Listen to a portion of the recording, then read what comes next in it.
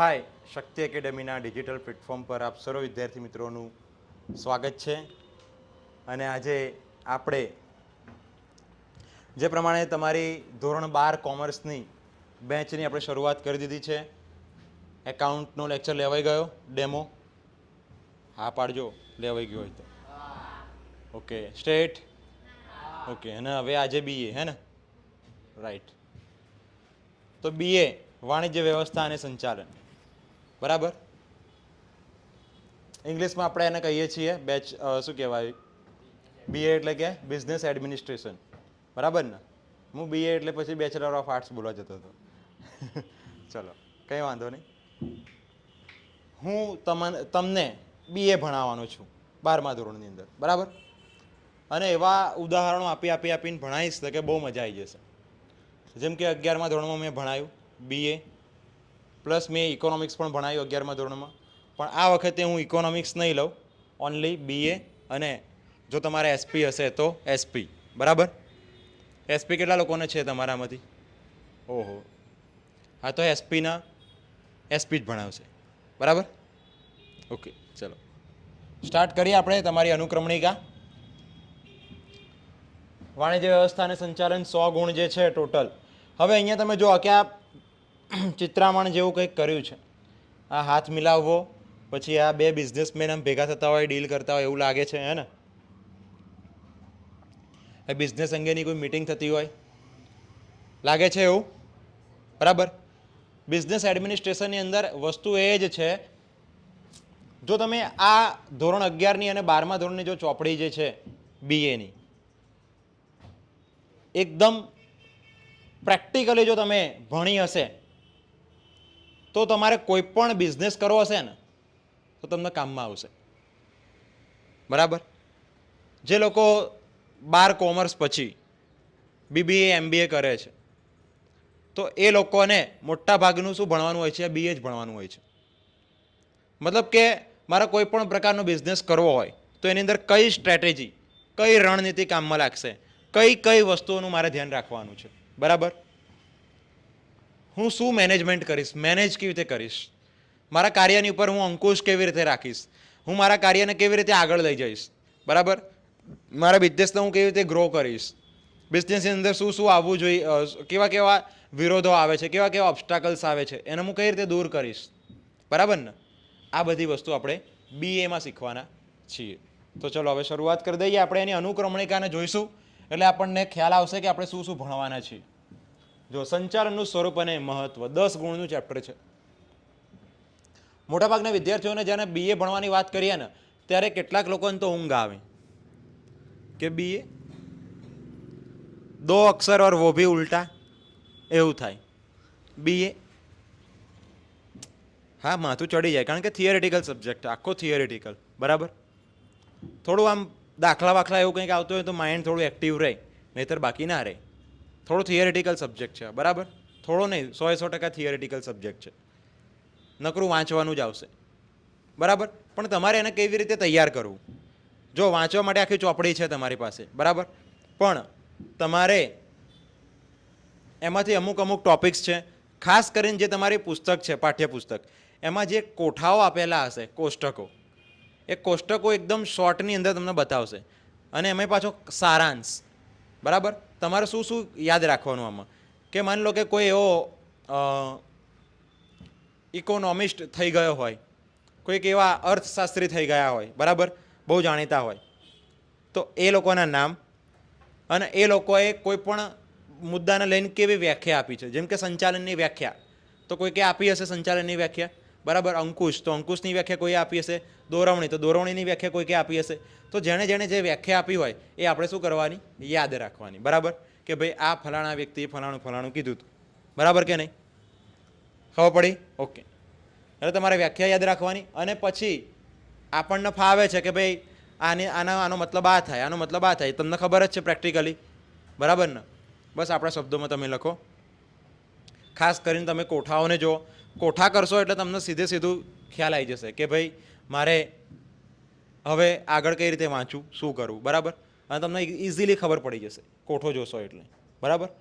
એમાં એવું જ આપેલું હશે આખી ચોપડીમાં કે પહેલાં થિયરી આપી હશે અને પછી એ જ થિયરીને એકદમ શોર્ટની અંદર સમરાઇઝ કરીને એના કોષ્ટકો આપેલા હશે અને એ કોષ્ટકો આપણે જોઈશું. એટલે લગભગ આપણે આગળની થિયરી વાંચવાની કંઈ જરૂર પડશે નહીં, ખાસ જરૂર નહીં પડે, પણ તોય આપણે તો વાંચવાની અને પછી રિવિઝન માટે કોનો ઉપયોગ કરવાનો? કોઠાઓનો. ખબર પડી ગઈ? ચલો. સંચાલન અને તેનું સંચાલનનું સ્વરૂપ અને મહત્વ. સંચાલન, મેનેજમેન્ટ. આની અંદર આપણે શીખવાના છીએ મેનેજમેન્ટ. મેનેજમેન્ટ જ ના હોય તો વિચારો તમે, કોઈ પણ કામ થાય? Without any management can you do something or anything? Nothing. બરાબર? જેમ કે આપણે અહીંયા લેક્ચર્સ અરેન્જ કરીએ છીએ કે તમારા પછી પેલા, હવે તમારા પછી કોણ આવશે? તો કે 12 સાયન્સવાળા આવશે. બરાબર? અત્યારે તમારા પહેલાં કોણ ગયા? તો કે સ્પોકનવાળા ગયા. એની પહેલાં કોણ હતા? તો કે 12th આર્ટ્સવાળા. બરાબર? તો 12th આર્ટ્સ પત્યું, એના પછી સ્પોકન, અને એના પછી 12th કોમર્સ, અને પછી હવે શું આવશે? 12th science. બરાબર? તો આ શું કર્યું છે? મેનેજમેન્ટ કર્યું ટાઈમનું, કે આટલાથી એટલે એમનો ટાઈમ આપો તમે. બરાબર ને? જો કે ટાઈમનું મેનેજમેન્ટ તમે તમારા જીવનમાં ખાસ એટલું નહીં કરતા હોય, પરંતુ તમારા પેરેન્ટ્સ કરતા હશે કે આટલા વાગે જવાનું નોકરી, પછી આટલા વાગે અહીંયા આવીશ, પછી અહીંથી અહીંયા કોકના બેસણામાં જવાનું, એટલું પતા, પછી ત્યાંથી અહીંયા શાકભાજી લેવા જઈશ ને પછી ઘરે આવીશ. આ મેનેજમેન્ટ, નાનું મેનેજમેન્ટ આપણે કરીએ છીએ જીવનમાં. બરાબર? તો એ વસ્તુ છે સંચાલનનું સ્વરૂપ અને એનું મહત્વ. બરાબર ને? સંચાલન કરવું કોઈ પણ વસ્તુનું. સંચાલનના સિદ્ધાંતો, એટલે આના રિલેટેડ જ ચેપ્ટર છે. સિદ્ધાંતો એટલે શું? ચલો, કોણ કહેશે? સિદ્ધાંતો. સિદ્ધાંત મતલબ કે સિદ્ધાંત એટલે કોઈ એવી વસ્તુ છે કે કોઈ એવી પ્રક્રિયા છે, બરાબર, કે જેનો વારે ઘડીએ બધાએ અનુભવ કર્યો, અને બધા જેટલા પણ લોકોએ અનુભવ કર્યો ને, બધા લોકોએ એને એક જ સમાન રીતે વ્યાખ્યાયિત કર્યું. બરાબર? કે ભાઈ પૃથ્વી ગોળ છે, પેલો કે પૃથ્વી ગોળ, પેલો કે પૃથ્વી ગોળ, બધા કે પૃથ્વી ગોળ. તો એ શું બની ગયું? એક સિદ્ધાંત બની ગયો. ભાઈ પૃથ્વી ગોળ છે, સિદ્ધાંત બની ગયો. બરાબર? ખબર પડી? પાણી જે છે એ 100 ડિગ્રી સેલ્સિયસ તાપમાને ઉકળે છે. બરાબર ને? હવે તમે કોઈ પણ જગ્યાએ જઈને ઉકાળો, 100 ડિગ્રી જ ઉકળશે. બરાબર? તો આ શું બની ગયો? એક સિદ્ધાંત બની ગયો. એટલે સિદ્ધાંત ક્યારે બને? કે જ્યારે એક્સપિરિયન્સ થાય, અને એક્સપિરિયન્સથી બધાનું તારણ એક જ નીકળે. બધા કોઈ પણ વ્યક્તિ એનું એક્સપેરિમેન્ટ કરે, એનો પ્રયોગ કરે, અને બધા એક જ તારણ ઉપર પહોંચે કે ના ભાઈ આવું જ થાય, તો એ શું બની જાય? સિદ્ધાંત બની જાય. બરાબર? ઉસૂલ એને એવું પણ કહેવાય. તમે મૂવીની અંદર આ બધા ડાયલોગ સાંભળતા હશો. चलो, ये हमारे घर का एक उसूल है कि हम घर में आए हुए मेहमान को मारते नहीं हैं. सन ऑफ सरदार જોયું તમે? ભાઈ ઘરની બહાર જેવો જાય ને એવો પેલાને કેવો અંદર જમીનમાં નાખી દે. જોયું તમે સન ઓફ સરદાર મૂવી? ચલો, આયોજન. આયોજન મતલબ પ્લાનિંગ. What's the planning? તમે કોઈ પણ વસ્તુની પ્લાનિંગ વગર તમે કોઈ જગ્યાએ આગળ વધી જ નહીં શકો. તમે એમને જ ખાલી તમે સ્કૂલે જાઓ ને આવીને બસ એમને ભણો, વિધાઉટ પ્લાનિંગ તમે ભણશો, without any strategy, you can not crack any exams. Okay? તમારે તમારી પોતાની એક રણનીતિ બનાવવી પડશે, એક આયોજન કરવું પડશે કે આટલા દિવસની અંદર હું આટલું વાંચી લઈશ, આટલા દિવસમાં આટલું રિવિઝન, આટલા દિવસની અંદર આટલો કલાક મારા રમત માટે આપી દેવાનો છે, આટલો કલાક મારા એન્જોય કરવા માટે આપી દેવાના છે. બરાબર? આયોજન કરવું પડે ને. આયોજન વગર આપણે કંઈ કરીશું? પ્લાનિંગ વગર આપણે કંઈ કરી શકવાના? ખબર છે? હા, એ વસ્તુ શ્યોર છે કે ભાઈ આપણે ભલે ગમે તેટલું પ્લાનિંગ કરીએ, પણ આપણે અમુક વખત એવું તો થાય જ છે કે આપણે જે નક્કી કર્યું એવું ના થાય. બરાબર ને? કારણ કે બધી વસ્તુ આપણા હાથમાં તો છે નહીં. અમે એવું પ્લાનિંગ કર્યું હોય કે હું અહીંયાથી પરફેક્ટ 2 વાગે નીકળી જઈશ, અને અહીંયાથી જે રસ્તો છે એ 15-20 કિલોમીટર દૂર છે. 15-20 કિલોમીટરનું અંતર કાપવું હોય તો અડધો કલાક તો મિનિમમ જોઈએ ને. માની લો કે તમે એવું નક્કી કરીને બેઠા હોય કે મારા પરીક્ષા આપવા જવાનું છે, 10 વાગ્યાનું પેપર છે. બરાબર? અને હું અહીંથી 9:30 વાગે નીકળીશ, 20 કિલોમીટર દૂર સ્કૂલ આવેલી છે. બરાબર? અડધો કલાકમાં પહોંચી જવાય. આ તમારું પ્લાનિંગ. બરાબર? આવું પ્લાનિંગ કર્યું તમે, પણ તમે જેના ઉપર તમને ટ્રસ્ટ હતો કે હું એક્ટિવા લઈને જઈશ તો તરત પહોંચી જઈશ, અને માની લો કે એક્ટિવાના પંચર તો નહીં જ પડ્યું, ટાયર અને ટ્યુબ બંને ફાટી ગયા. હવે બોલો, ટાયર અને ટ્યુબ સરખું કરાવવાની અંદર તમારા બીજા 15-20 મિનિટ બગડે, બરાબર? હવે તમે હવે એવું તો કયું વ્હીકલ લાવો કે જેથી કરીને તમે હવે ફટાફટ પહોંચો? એક્ઝામ વગરના રહી ગયા ને? તો પ્લાનિંગ તમે એ રીતનું કર્યું તો તમારે અહીંયા તમે જોઈ શકો છો ભાઈ. પણ જો તમે એવું પ્લાનિંગ કર્યું હોત કે ભાઈ હું ભલે અડધો કલાક ત્યાં જઈને બેસી રહેવાનું થાય, પણ કે હું અહીંથી કલાક પહેલાં નીકળી જઈશ,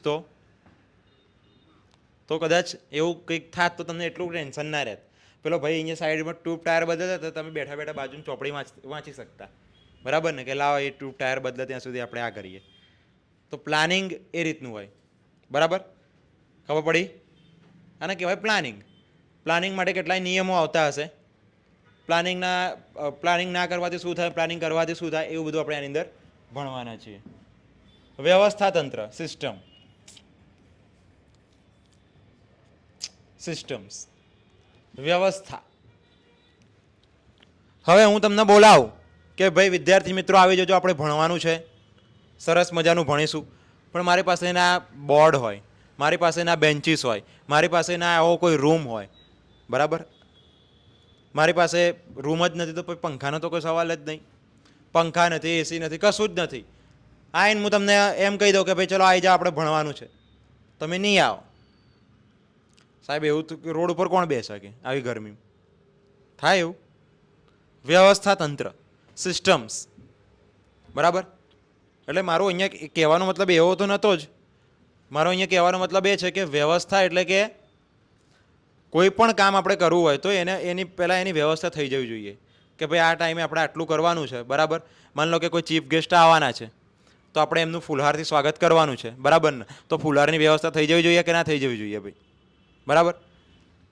હવે ચીફ ગેસ્ટ આવીને બેઠા છે ને કે ઉભારો તમારા માટે હાર મંગાવ્યો છે, તો કેવું લાગે? વિચારો કે હમણાં થોડું હાર પહેરાવું ને પછી જજો. ચીફ ગેસ્ટ કહે ના ભાઈ મારે મોડું થાય, હવે ના હમણાં 5 મિનિટ બેસો ને થોડુંક હાર આવી જવા દે. આ ખરાબ લાગે કે ના લાગે ભાઈ? વ્યવસ્થા નથી તમારી પાસે વસ્તુની, સિસ્ટમ નથી,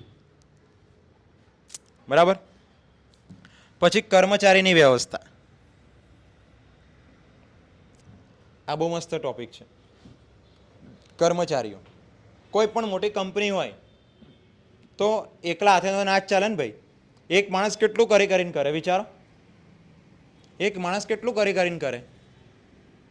અહીંયા હું તમને કહું કે આજે હું એટલો બિઝી હતો કે ભાઈ હું અત્યારે નવી બ્રાન્ચ ઉપર ગયો હતો, બરાબર? હમણાં સવારે 11 વાગે ગયો હતો તો બપોરે 3:30 વાગે ઘરે આવ્યો. ત્યાં સુધી આખી બ્રાન્ચની ક્લિનિંગ કરી નાખી મેં અને આકાશ સરે. આટલો બધો કચરો કાઢ્યો જથ્થાબંધ, બરાબર? એટલે આખું ક્લિનિંગ કરવામાં ટાઈમ ગયો. પછી મારો 4 વાગે લેક્ચર હતો તો 3:30 વાગે ઘરે આવ્યો, જમ્યો, બરાબર? 4 વાગે સીધો અહીંયા આવી ગયો. મારે ભણાવવાનું હતું 12 વાળાને, પણ મેં આવું કંઈ બનાવ્યું નહોતું તો મારું કામ કોણે કરી નાખ્યું? અંકિત સરે કરી નાખ્યું, બરાબર? આ પણ કોણે કરી નાખ્યું? એમને જ કરી નાખ્યું. ખબર પડી કે નહીં? તો જો હું એકલો પહોંચી વળું ને તો મારા માટે અચ્છા અંકિત સર એ કર્મચારી ના કહેવાય, એ તો અમે બધા ડાયરેક્ટર્સ કહેવાય, બરાબર? પણ અમે ડાયરેક્ટર્સ અત્યારે હાલ જ કર્મચારીનું બધું જ કામ અમે જાતે કરી લઈએ છીએ, બરાબર ને? પણ એવી જ રીતે બહુ મોટી કંપની હોય તો એ કંપનીમાં એનો જે ડાયરેક્ટર હોય એ જ બધું કામ કરવા જાય તો પોસિબલ થાય? ના થાય. ડાયરેક્ટર્સને ઓનલી ડાયરેક્શન જ આપવાનું હોય, બરાબર? એ બીજું કંઈ કામ ના કરી શકે, બરાબર? તો અહીંયા કર્મચારીની વ્યવસ્થા છે. તો કર્મચારીની વ્યવસ્થા નક્કી કોણ કરશે? તો એનો જે ડાયરેક્ટર્સ હશે એ નક્કી કરશે કે ભાઈ આટલાથી આટલા લોકો આ કામ કરે, તું આ કામ કર, તું આ કામ કર, તું તે કામ કર. તો એવી રીતે દરેકની જોડેથી કામ લેવડાવવામાં આવે તો યોગ્ય સમયે તમારું કામ પતે, બરાબર ને? હવે માની લો કે મારી પાસે 8-10 જણા હતા કર્મચારી, બરાબર? દરેકને મેં એક કામ સોંપ્યું અને હું પણ કોઈ એક કામ કરવા લાગી ગયો. એ વાત સારી જ કહેવાય કે ભાઈ હું પણ કામ કરું જ છું, બરાબર ને. પણ હવે 10 તમે કામ આપી દીધું, એમાંથી કોઈ એક વ્યક્તિને એવું થાય કે ભાઈ મને આમાં થોડી કંઈ ખબર પડતી નથી, મારા આગળ કામ કઈ રીતે કરવું, બરાબર ને. તો એ એની રીતે કામ કરી નાખે અને પાછળથી કંઈક પ્રોબ્લેમ થાય તો જવાબદારી કોની આવે? મારી જ આવે. એટલે જે ડાયરેક્ટર્સ હોય તો એને શું કરવાનું હોય? હંમેશા ડાયરેક્ટિંગ જ કરવાનું હોય. એના પછી બીજું કામ પકડે તો બીજા લોકોને સરખી રીતે ડાયરેક્ટ કરી શકશે નહીં. એટલા માટે એવું હોય કે ડાયરેક્ટર્સ ઓનલી ડાયરેક્શન જ કરશે, એ બીજા કોઈ કાર્યને ન કરી શકે, બરાબર. હા, એની પાસે કર્મચારી ના હોય ને તો એ કરી શકે. ખબર પડી ગઈ? તો અહીંયા કર્મચારીની જે વ્યવસ્થા છે એ આપણને એ શીખવાડે કે તમારા કર્મચારીની સિલેક્શન તમારે કઈ રીતે કરવું. હવે માની લો કે તમારે એન્જિનિયર્સ જોઈતા હોય, બરાબર, તો તમે 12 આર્ટ્સ વાળાની તો ભરતી નહીં કરવાના ને. તો તમારે કેવા કર્મચારી જોઈએ? એ કર્મચારીનું સિલેક્શન તમે કઈ રીતે કરશો? પરીક્ષા લઈને કરશો? ઇન્ટરવ્યૂ લઈને કરશો? બરાબર, કઈ રીતે કરશો? સિલેક્શન કર્યા બાદ તમે એને તાલીમ આપશો કે નહીં આપો? તાલીમ આપ્યા બાદ તમે એને પગાર કેટલો આપવાનો, એને સ્ટાઇપેન્ડ કેટલું આપવાનું, બરાબર, એનું પ્રમોશન્સ, એની બદલી, એની બઢતી, આ બધું વસ્તુ શેની અંદર આવી જાય? કર્મચારીની વ્યવસ્થાની અંદર. કારણ કે કોઈ પણ કર્મચારી હોય, બહુ સારું કામ કરતો હોય, પણ જો તમે એને પ્રમોટ ના કરો, તમે એને પ્રમોશન ના આપો, બરાબર, તમે એને પ્રોત્સાહન ના આપો, માની લો કે તમે એને ઇનામ બિનામ કે એવું કંઈ જ ના આપો, બરાબર, સારું કામ કરવા બદલ એનો આભાર પણ વ્યક્ત ના કરો, તો એની અંદર નેગેટિવિટી આવશે કે નહીં આવે? બરાબર ને. એટલા માટે જ કર્મચારીની વ્યવસ્થા એ એવી વ્યવસ્થા છે કે કંપનીને ટકાવી રાખે છે, બરાબર. જો કેટલું બધું શીખવા મળ્યું. દોરવણી, ડાયરેક્શન, મેં હમણાં જ વાત કરી લીધી, ડાયરેક્શન, બરાબર ને. જેમ કે તમે બધા સ્ટુડન્ટ્સ છો, દરેક સ્ટુડન્ટના માઇન્ડ એક જેવા નથી, બધાએ પોતપોતાની રીતે અલગ અલગ વિચારધારા ધરાવે છે, બરાબર. ધરાવો છો કે નહીં?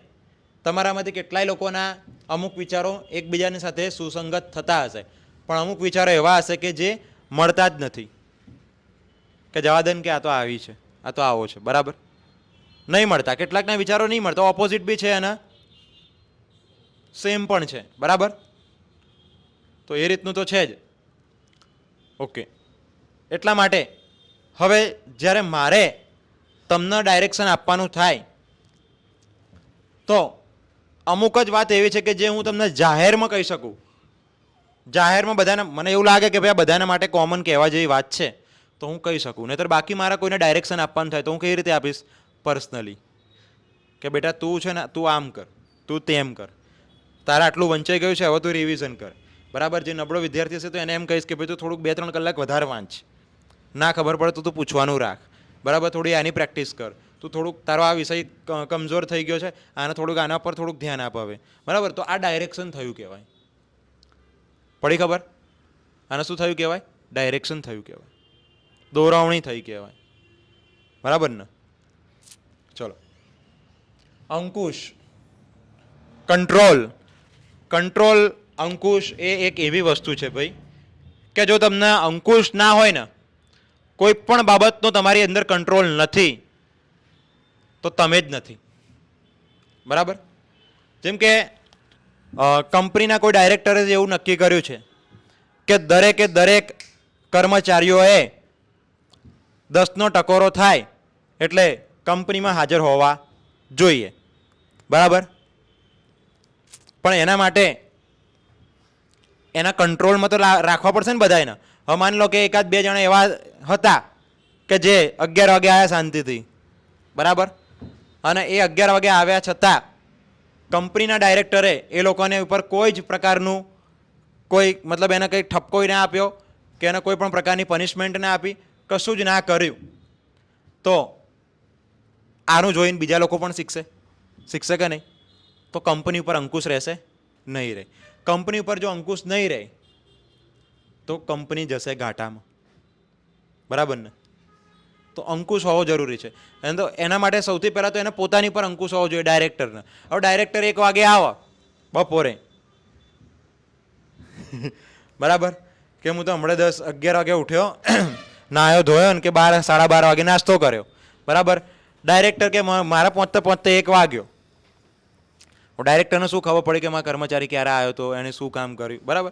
તો અંકુશ હોવો જરૂરી છે. એટલે કોઈ પણ કંપનીના સાતત્ય માટે તમે જોજો કે જે મોટી મોટી કંપની હશે ને, જે મોટી મોટી કંપનીઓ બહુ મોટી, એના ડાયરેક્ટરો જે હશે ને, એના જે સંચાલકો, એ સેલ્ફ ડિસિપ્લિનવાળા બહુ હશે. એની અંદર પોતાની બહુ ડિસિપ્લિન હશે, બરાબર? એ લોકોનો ઉઠવાનો ટાઈમિંગ, બરાબર, એ લોકોનો કામ કરવાનો ટાઈમિંગ, એ લોકોનો અધર એક્ટિવિટીઝનો ટાઈમિંગ, આ બધી વસ્તુમાં એ લોકો બહુ વેલ મેનેજડ હશે, બરાબર? ટાઈમ ટેબલને બહુ ફોલો કરતા હશે એ લોકો, બરાબર? પોતાની ઉપર પણ અંકુશ. હા, પોતાના અમુક વખતે જે મનપસંદ ચીજ હોય, બરાબર, કદાચ કંપની માટે એનો ત્યાગ કરવાનો આવે તો પણ એ લોકો ત્યાગ કરતા હોય છે, બરાબર ને? તો આને કહેવાય અંકુશ.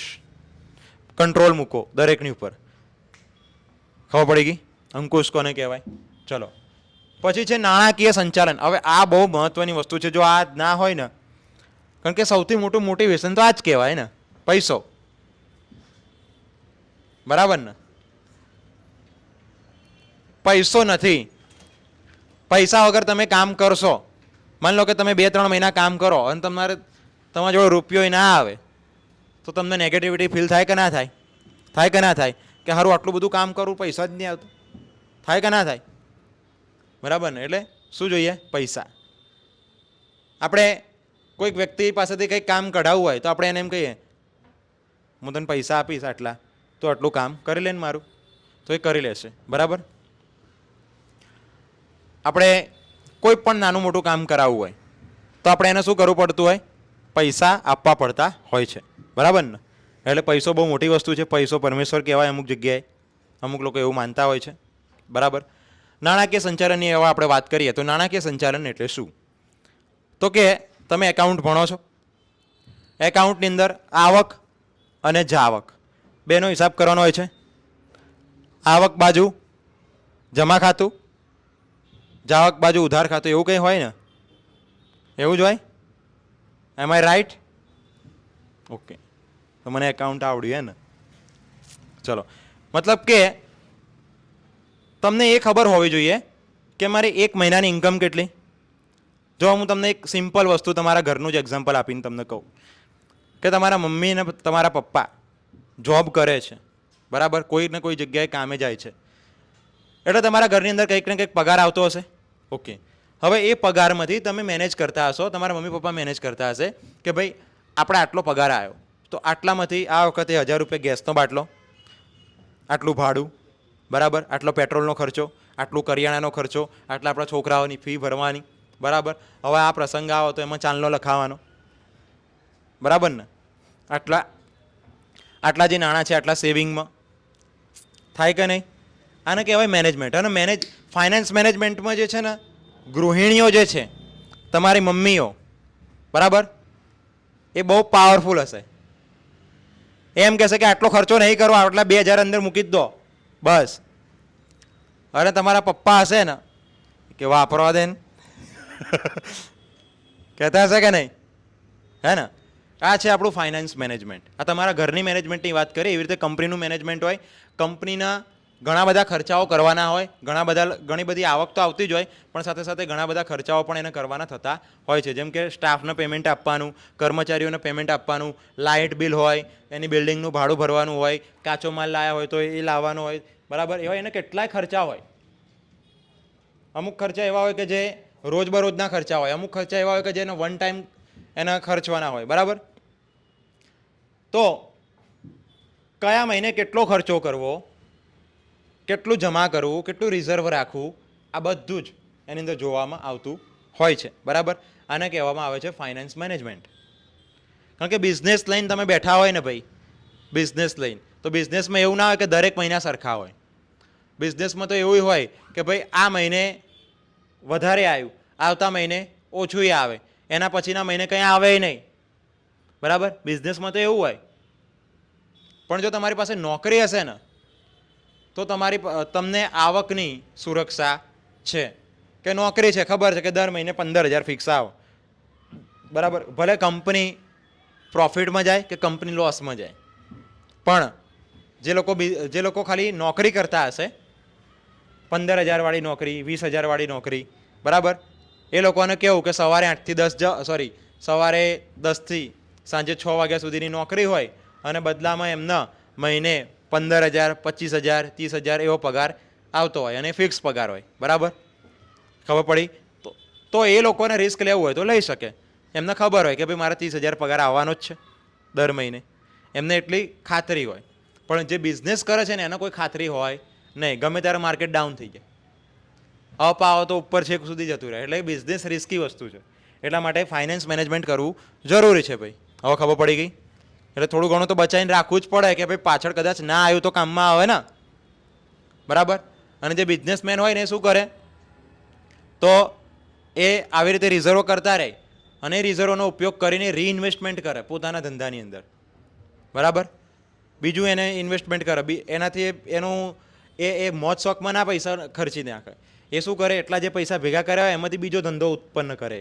બરાબર. એમાંથી બીજા આવે એટલે એમાં ત્રીજો ધંધો ઉત્પન્ન કરે. એને લાગે કે હવે આપણે બહુ મસ્ત જામી ગયું છે. બરાબર. પછી એ થોડો એન્જોય કરવા જાય. બરાબર, ખબર પડી કે નહીં?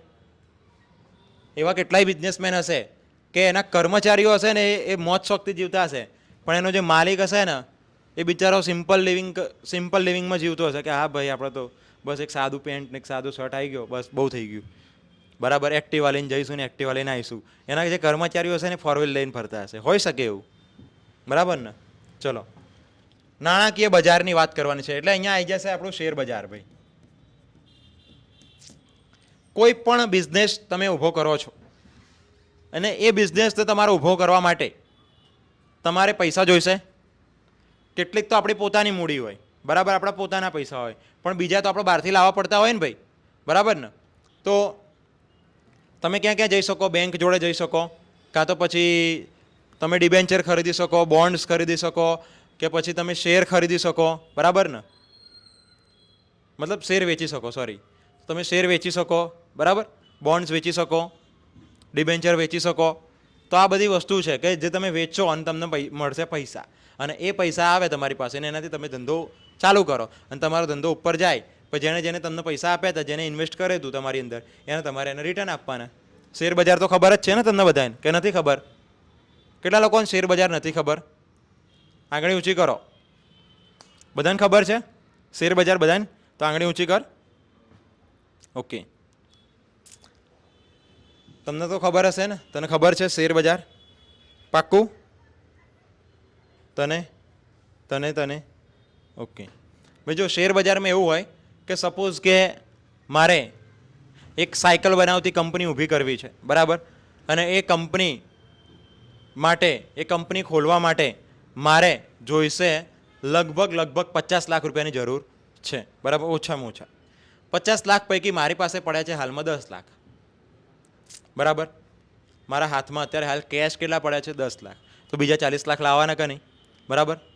હવે એ 40 લાખ મેળવવા માટે હું બેંકમાં પણ જઈ શકું, લોન લઈ શકું. બેંકવાળા મને કદાચ લોન આપે બીજા 10 લાખની કે 20 લાખની, જે મને જેટલી લોન આપે, માની લો કે 10 લાખની અને મને લોન આપી બેંકવાળાએ. બરાબર. હવે મારે કેટલા લાવવાના રહ્યા? 30 લાખ લાવવાના રહ્યા.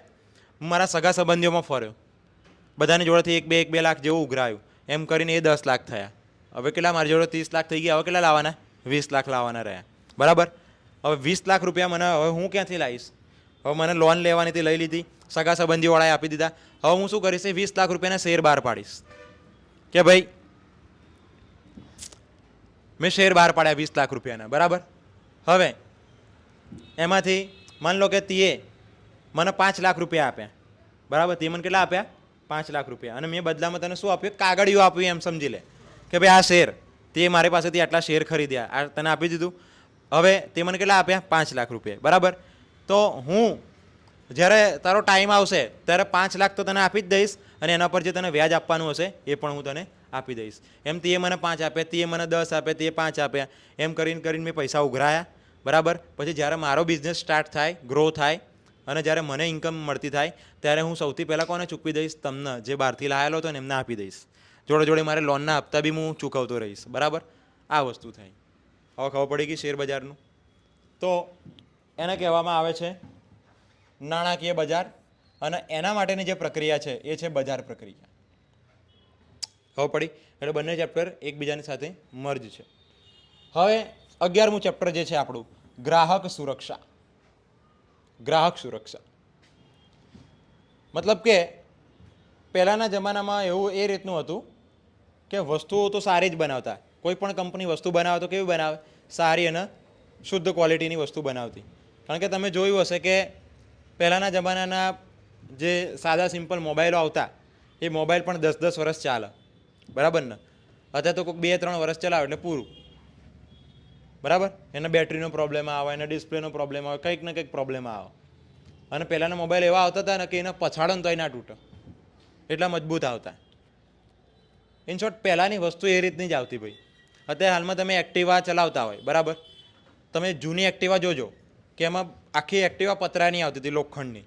હવે મોટા ભાગનું એમાં પ્લાસ્ટિક આવી ગયું છે ભાઈ, બરાબર. અમુક અમુક જ પાર્ટ્સ એના પતરાના કે લોખંડના બનાવે છે, નહીંતર બાકી બધું પ્લાસ્ટિકનું જ બનાવે છે.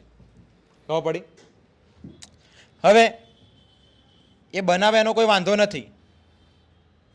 પહેલાં કેવું હતું કે વસ્તુ સારી બનતી હતી, પણ વસ્તુ એક વખત વેચાઈ ગઈ ને એના પછી એ વસ્તુની ગેરંટી વોરંટી ને બધું એટલું બધું કંઈ હતું નહીં. પણ લોકોને એવો વિશ્વાસ હતો કે ભાઈ આ વસ્તુ લીધી સારી જ છે, બરાબર. હવે શું છે કે ક્વોલિટી તો ખરાબ થઈ જ ગઈ છે બધી વસ્તુની, બરાબર. એટલે હવે જ્યારે કોઈક વ્યક્તિ આવી કોઈ વસ્તુ ખરીદશે ત્યારે એ વસ્તુની ગેરંટી અને વોરંટી એ માંગે છે, બરાબર. અમુક વસ્તુ એવી હોય જેમ કે ઇલેક્ટ્રોનિક વસ્તુ હોય તો એમાં વોરંટી આવે, અને અમુક વસ્તુ એવી હોય, આ જેમ કે અમે શૂઝ પહેર્યા, બરાબર, તો આ શૂઝની વોરંટી ના આવે. શૂઝ પહેર્યા તો શૂઝની થોડી કે સોફ્ટવેર થોડું કે એની વોરંટી આવે. આ હાર્ડવેર છે તો આની ગેરંટી આવે, બરાબર. ખબર પડી? વર્ષની, 2 વર્ષની. તો તમે એવી બ્રાન્ડના તમે શૂઝ પહેર્યા હશે તો એમાં એની ગેરંટી વોરંટી આવતી હોય, બરાબર. ખબર પડી ગઈ? તો એ બધી વસ્તુ ક્યારે થાય કે કોઈ વસ્તુ તમે ખરીદી લો એના પછી જે મળતી સેવા છે ને ભાઈ, એને કહેવાય ગ્રાહક સુરક્ષા. મતલબ કે કોઈ પણ ગ્રાહક છે તો એના એક વખત વસ્તુ એને ખરીદી અને ખરીદ્યા પછી એની જોડે કોઈ ફ્રોડ ના થવો જોઈએ, બરાબર. એના જે નિર્ધારિત કરેલી જે કિંમત છે સરકાર દ્વારા એની અંદર જ એ વસ્તુ એને મળવી જોઈએ, બરાબર. પછી એની ગુણવત્તા સારી હોવી જોઈએ, વગેરે વગેરે વસ્તુ એની અંદર આવી જાય છે. પહેલાં લોકો જોયા વગર ખરીદી લેતા ભાઈ, પણ અત્યારે તો તમે જો કે કોઈ બિસ્કિટનું પેકેટ પણ ખરીદવા જાય તો એની પાછળ જે ઇન્ગ્રેડિયન્ટ્સ એની અંદર કેટલા છે એ બધું ચેક કરતા હોય છે અત્યારે, કે એમાંથી કેટલા ગ્રામ પ્રોટીન મળશે, કેટલા ગ્રામ ફાઈબર મળશે, કેટલા ગ્રામ કાર્બોહાઈડ્રેટ્સ મળશે. આવું બધું અત્યારે લોકો ચેક કરે છે ભાઈ. આની અંદર કેટલા મિનરલ્સ આવી જાય, બરાબર ને? તો અત્યારે લોકો ચેક કરે, અને જો એ રીતનું ના હોય ને તો એ લોકો ક્લેમ પણ કરે. અત્યારની પબ્લિક જાગૃત થઈ ગઈ છે, સીધું જાગો ગ્રાહક જાગોમાં જાય, બરાબર. અને એના વિરુદ્ધ શું કરે? કમ્પ્લેન કરે એટલે એની કંપનીની ઉપર થોડુંક દબાણ આવે, બરાબર. એટલે થોડા સુધરી જાય. તો આ છે આપણી ગ્રાહક સુરક્ષા. અને છેલ્લું ચેપ્ટર જે છે બહુ જ સરસ મજાનું, ધંધાકીય પર્યાવરણ. ધંધાકીય પર્યાવરણ મતલબ કે એક એવું પર્યાવરણ કે જે તમને ધંધો કરવા માટે પ્રેરિત કરે ભાઈ, બરાબર. એ છે ધંધાકીય પર્યાવરણ. આ ચેપ્ટર એટલું બધું કંઈ ખાસ છે નહીં, બરાબર, પણ 8 માર્ક્સનું છે. ધંધાકીય પર્યાવરણ મતલબ કે તમારે બિઝનેસ બી એ રીતે કરવાનો છે કે જેથી કરીને તમે માત્ર ને માત્ર મૂડીવાદી ના બની જાઓ, પણ થોડાક સમાજવાદી પણ રહી શકો, બરાબર. એક નીતિમત્તાને ધ્યાનમાં રાખીને તમારે બિઝનેસ કરવાનો છે ભાઈ, બરાબર. એક નીતિમત્તાને ધ્યાનમાં રાખીને. હવે માની લો કે તમે કોઈ એવી વસ્તુનું ઉત્પાદન કરો છો કે જે વસ્તુનું ઉત્પાદન બીજી કોઈ જ કંપની નથી કરતી, ઓકે. એટલે અહીંયા તમારો દબદબો આવી ગયો, બરાબર. ઇજારાશાહી આવી તમારી, ઇજારાશાહી, ઓકે. હવે તમે ઇજારાશાહીનો ભરપૂર ઉપયોગ કરો. હવે એ કંપની તમારા સિવાય બીજી કોઈ કંપની છે જ નહીં, બરાબર. તો અહીંયા તમે એ વસ્તુના તમે ધારો એટલા ભાવે વેચો અને એની તમે ક્વોલિટી પણ બગાડી નાખો, બરાબર. અને ધારો એટલા ભાવે ઊંચા ભાવે વેચો અને ક્વોલિટી પાછી બગાડી નાખો તમે, તો પણ લોકો તમારી પાસે લેવા આવવાના કે નહીં, બરાબર ને? તો આ વસ્તુ કેવી છે ભાઈ? ખોટી છે. આ વસ્તુ કેવી છે? ખોટી છે. એટલે આવું ન થવું જોઈએ. મતલબ તમે બિઝનેસ કરો પણ એક એથિકલી બિઝનેસ કરો. એવું નહીં કે સાવ તમે બધું કોમર્શિયલ જ વિચારો કે બધાનું લઈ જ લેવાનું વિચારો, બરાબર. તમે પૈસા લો પણ બદલામાં તમે એવી ક્વોલિટી પણ આપો. ખબર પડી ગઈ કે નહીં? તો અહીંયા આ ચેપ્ટરની અંદર આપણે એ શીખવાના છીએ, બરાબર. તો આ સાથે આપણી અનુક્રમણિકા અહીંયા પૂર્ણ થઈ ગઈ. એટલે આપણો આજે આ ચેપ્ટર આજે આપણો આ જે વિડીયો છે એ પણ આજે અહીંયા સમાપ્ત કરીએ. અને હવે પછીના જ્યારે આપણે રેગ્યુલર લેક્ચર્સ લઈશું, બરાબર, જો કે બીએના જે લેક્ચર્સ છે એ આપણે આઈ થિંક 6ઠ્ઠા મહિનાથી જ સ્ટાર્ટ કરીશું.